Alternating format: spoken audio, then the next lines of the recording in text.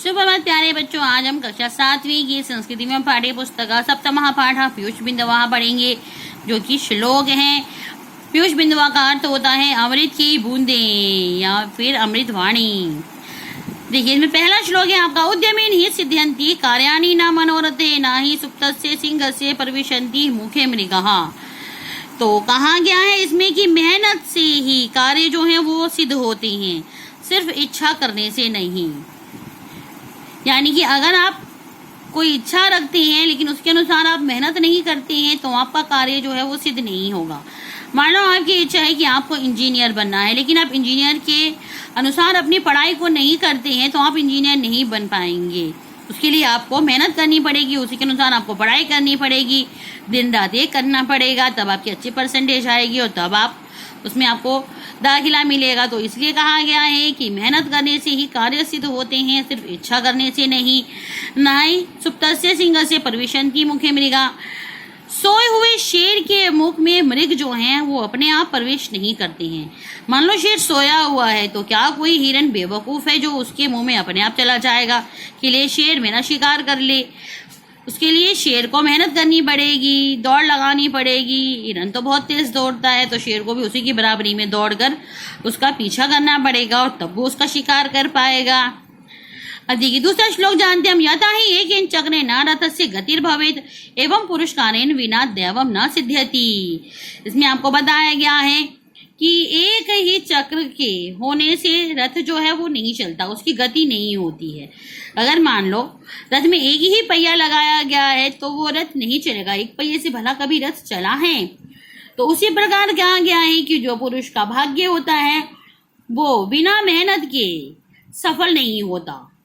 यानी कि अगर उसके भाग्य में लिखा है कि वो राजा बनेगा तो अगर वो मेहनत नहीं करेगा तो थोड़ी राजा बन जाएगा। वो अपने घर में बैठा है, पढ़ नहीं रहा, लिख नहीं रहा, दिन रात मेहनत नहीं कर रहा, उसके अनुसार कार्य नहीं कर रहा, तो वो कैसे राजा बन जाएगा? अगर उसके भाग्य में लिखा है तो वो भी अगर मेहनत नहीं करता है, सिर्फ घर पर ही बैठा रहता है, तो वो राजा नहीं बनेगा, तो जो है उसका भाग्य वो बदल जाएगा। तो इसलिए कहा गया है कि जैसे रथ के एक पहिए से रथ जो है वो नहीं चलता है, उसी प्रकार मनुष्य के परिश्रम करने से, मेहनत करने से जो है उसका भाग्य भी साथ नहीं देता है। चंदनम शीतलम लोके चंदनादपि चंद्रमा चंद्र चंदनयोर मध्य शीतला साधु संगति। तो संसार में चंदन शीतल होता है, ऐसे कहा गया है कि संसार में सबसे ज्यादा शीतल चंदन होता है, लेकिन चंदन आदि की तुलना में चंद्रमा अधिक शीतल होता है। चंदन की तुलना अगर की जाए चंद्रमा से तो चंद्रमा को अधिक शीतल कहा गया है, लेकिन चंद्रमा और चंदन के मध्य में, चंद्रमा और चंदन के बीच में अगर तुलना की जाए तो साधु संगति अधिक शीतल होती है। ऐसा कहा गया है कि साधु की जो संगति होती है वो बहुत शीतल होती है। तो क्या बताया कि चंदन शीतल होता है, लेकिन चंदन से शीतल क्या होता है? चंद्रमा। और चंदन और चंद्रमा से भी शीतल क्या होती है? साधु की संगति होती है। क्योंकि साधु जो होते हैं अपनी अमृत वाणी से, अपने अच्छे वचनों से इंसान के मन को शांत करते हैं, उनको शीतलता प्रदान करते हैं। अब आपका चौथा श्लोक है, वृथा वृष्टि समुद्रेषु वृथा तस्य भोजनम तृप्तस्य भोजनम वृथा दानम समृद्धस्य वृथा दीपो दिने यथा। तो जिस प्रकार कहा गया है कि समुद्र में वर्षा होना बेकार है, मान लो अगर समुद्र है जहाँ पर समुद्र में तो पहले से इतना पानी भरा है और अगर उसमें वर्षा की बूंदें पड़ेंगी तो समुद्र पर कोई फर्क नहीं पड़ेगा क्योंकि वो पहले से ही पानी से भरा हुआ है। उसी प्रकार कहा गया वृथा तृप्तस्य भोजनम, कि जिसका पेट भरा हुआ है, जो पहले से ही भोजन से तृप्त हो चुका है, उसके लिए भोजन बेकार है। यानी कि जिसका पेट पूरा भर चुका है, वह पहले से ही तृप्त है, उसके आगे अगर और भी पकवान रख दिए जाएं तो वो उसके लिए बेकार है, क्योंकि इंसान उतना ही खा सकता है जितना उसका पेट होता है। पेट भरने के बाद इंसान के आगे कुछ भी रख दिया जाए तो वो उसे नहीं खा सकता। उसी प्रकार वृथा दानम समर्थस्य, जो समर्थ है, पहले से ही जो समर्थवान है, यानी कि जिसके पास पहले से ही बहुत सारा धन है, उसको दान देना बेकार है।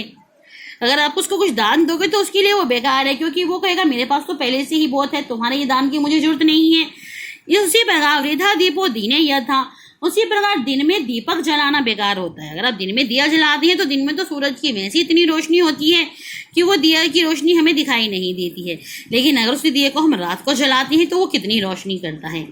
ये आपके चौथे श्लोक का अर्थ। हम चलते हैं आपके पांचवें श्लोक की ओर, जिसमें लिखा है जल बिंदु निपातेन क्रमशः पूर्यते घटा सह हेतु सर्व विद्या नाम धर्म से चा धन से चा इसमें कहा गया है आपका कि जिस प्रकार जल की एक एक बूंद के गिरने से घड़ा भर जाता है, यानी कि अगर एक एक बूंद जल की घड़े में गिरती है तो वो घड़ा भर जाता है, कभी ना कभी तो वो भरता ही है। उसी प्रकार वही नियम विद्याओं पर, धर्म पर और धन का भी है। यानी कि अगर आप थोड़ा थोड़ी विद्या को भी ग्रहण करती हैं तो एक दिन आप पूरी विद्या को पा लेती हैं। मान लो आप पहली क्लास में पढ़ रहे हैं या नर्सरी में पढ़ रहे हैं तो आप आ अनार काका गाना सीखते हैं, लेकिन धीरे धीरे आप उन्हीं से शब्द बनाना सीखते हैं, फिर उन्हीं से आप वाक्य बनाना सीखते हैं, और फिर उन्हीं वाक्यों को बनाते बनाते एक दिन आप निबंध तक पहुंच जाते हैं। तो क्या है, एक एक अक्षर से, एक एक शब्द से और एक एक वाक्य को मिलाकर आप निबंध तक पहुंच गए। यानी कि आप पहली क्लास से, नर्सरी क्लास से शुरू करते हैं विद्या को तो आप कहाँ तक पहुंच जाते हैं, आगे आप 12वीं तक पहुंच जाते हैं, फिर आप उसके बाद BA तक पहुंच जाते हैं, फिर आप MA तक पहुंच जाते हैं।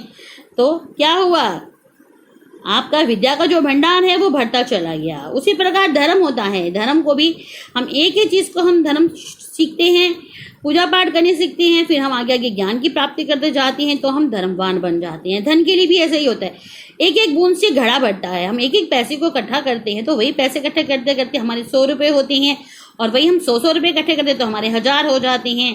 तो ये आपकी श्लोक का अर्थ था कि जिस प्रकार जल की एक एक बूंद के गिरने से घड़ा भर जाता है, उसी प्रकार ही विद्याओं का, धर्म का और धन का भंडार भी भर जाता है।